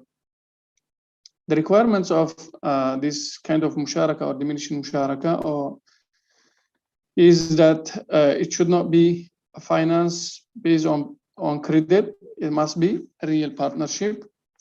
And also there must be sharing of losses and profit. And the bank also should have full ownership on its shares with the right of management in the venture. Okay. So basically this kind of the features of this. So as we have mentioned, musharaka mutanaqisa or diminishing musharaka is a partnership contract between two or more parties on a particular asset or venture, which allows one of the partners to gradually acquire the shareholding of the other partner through an agreed redemption method during the tenure of the contract. So here, the Islamic financial institution might request its customer to give a binding promise to the Islamic financial institution to purchase the musharaka asset on the Islamic financial institution's share, either on a lump sum basis or gradually over an agreed period of time at markup or at market value or at fair value or at any price to be agreed by the parties. So first, the customer basically will promise the bank, when they enter into this kind of partnership, will promise that it's going to buy the shares of the bank in that partnership, as we are going to see later in the example, okay, at the end of the period. The execution of the promise shall not violate the element of profit and loss sharing in the musharaka mutanaqisa contract, and the transfer of musharaka asset or share to the other party in a diminishing musharaka may be executed in a single payment or on a staggered basis as well. Transfer of the musharaka asset may be made by way of conditional gift upon the full payment of the rental obligation, and this is what we mentioned when we talk about Ijara muntahi bit-tamlik or leasing ending with ownership. And in the event of customers default to acquire the musharaka asset or the Islamic financial institution's share, the Islamic financial institution may terminate the musharaka contract, and the Islamic financial institution may recover its capital from the proceeds of disposal of the jointly owned asset to a third party. And should the proceeds from the disposal be insufficient to cover the capital loss, Islamic financial institution may have recourse to the customer for the outstanding balance. And in the case where the customer is insolvent, the Islamic financial institution shall bear the loss of capital. And lastly, in the event of surplus from the disposal of the proceeds, the surplus shall be distributed between the partners according to their respective ownership share. So here, basically in this example, if let's say the bank and the client decided to enter into diminution musharaka to buy, let's say, a car, okay, which costs, let's say, 100,000 USD.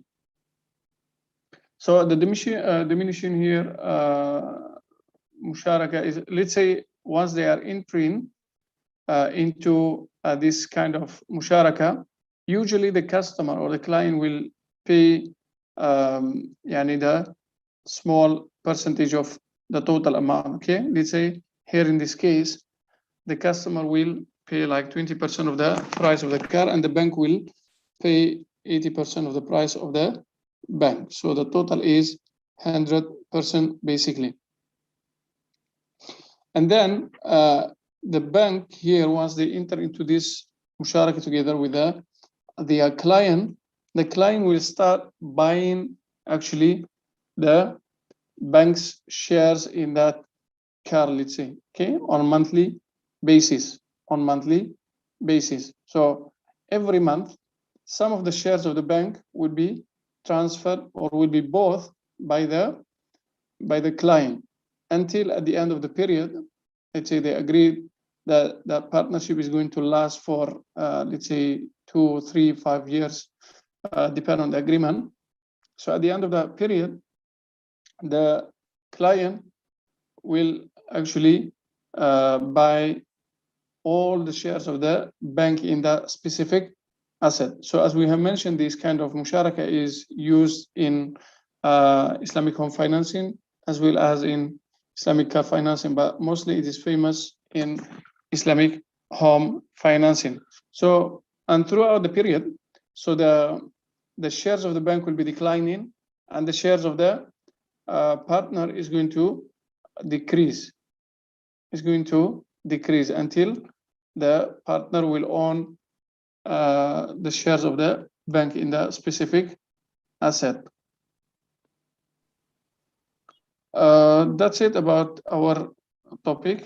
And just as we have mentioned earlier in the example or in the details here, so in the case, for example, that along the way, the customer cannot buy or the partner cannot buy the remaining shares of the bank. Okay, so in this case, they have to dispose of the asset and then they have to divide whatever, if there is a profit, then they have to share it from the remaining, if the bank and he has to. So if there is a profit from that remaining expenses and everything, then it's going to be shared between the partner and also the bank according to their shares or the agreed shares. And if there is a loss, the bank is also going to bear also the loss with the partner according to that to the agreed ratio as well. That's it about our topic for today. If you have any questions. Okay, thank you very much, Dr. Mohamed Cherif El Amri, for this wonderful session, your second session and our third session of the workshop on Islamic banks, products and services. And today, Dr. Cherif, alhamdulillah, covered Islamic home financing, Islamic car financing, and their underlying contracts, and he excellently explained the Murabha sale and its application, Ijara and its application, Musharaka and its application. So to this audience, I mean online guest, you may refer to our YouTube channel, Nadil Iqtisad Al-Islami, in YouTube. So if you want to rehear and re-listen to this lecture, please go and follow our this YouTube channel. And all the sessions, lectures are recorded in our YouTube channel. And to know more about new initiatives, programs, lectures of the association, you may join us in our groups, either in Instagram groups or WhatsApp groups. We are also announcing and circulating our programs and happenings in our official pages like in Facebook, in Twitter, and also in our official website. So we thank you very much for joining us today as well. We thank all the participants for your participation and for your attendance. And we hope to see you again in the evening session today, which will be started at 4 p.m. Kuwait time. And Dr. Farooq Abdullah will be conducting the last session, fourth session of this workshop today. And we thank our management board, especially Dr. Al Ubaid, who is the Director General, and other our brothers and sisters in the association who are working hard and arranging things and programs to make an effective programs and also happenings, events under the Sharia compliant standards and also strategies that we are promoting.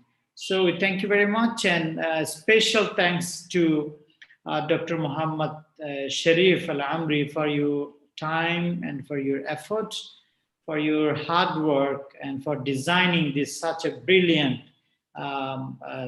training session and also modules, materials. And we thank you very much for your time, and we are very much honored to have you in our session, to have you in our family in Islamic Association. So if you have any concluding remarks, Dr. Cherif, please welcome. Yeah, thank you very much, Dr. Muhyiddin, for the invitation and for the efforts have been put to actually organize these wonderful sessions yesterday and today, actually to share the knowledge with our brothers and sisters from different countries. And thank you very much also to Sister Dr. Ala for also organizing these wonderful trainings and sessions. And thanks also to the participants from everywhere. I'm really pleased to be with you and sharing with you as well. So thank you very much, and I hope also to meet you in other occasions, inshallah. Jazakumullah khairan. Barakallahu feekum. Jazakumullah khairan. Good, and see you again all in the evening session. Inshallah. We conclude the session here. Subhanakallahumma bihamdik. Ashhadu an la ilaha illa ant astaghfiruka wa atubu ilayk. Assalamu alaikum wa rahmatullahi wa barakatuh. Alaikum assalam wa rahmatullahi wa barakatuh.